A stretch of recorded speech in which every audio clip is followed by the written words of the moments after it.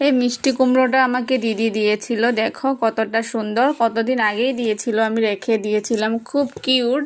আর দেখো কাটার পরেও কালারটা কত সুন্দর ছিল। আর একটা ইন্টারেস্টিং কথা হলো, এখানে কিন্তু একটাই বীজ ছিল কাটার পর। তারপর আমি দেখো টুকরো টুকরো করে কেটে নিলাম মিষ্টি কুমড়ো, আলু, কাঁচা লঙ্কা আর আদা থেতো করে নিয়েছি। আর এখানে ছিল গোবিন্দভোগ চাল আর মুগ ডাল ধুয়ে নিয়েছি। তো ঘি নিয়ে নিলাম, তো ঘি দিয়ে দিলাম, তারপর জিরে ফোড়ন দিয়েছি আর শুকনো লঙ্কা আদা একটু লাল করে ভেজে নিলাম। তো ধুয়ে রাখা চাল ডাল দিয়ে দিব, তো দিয়ে দিলাম। এটা এখন একটু ভালো করে ভেজে নেব।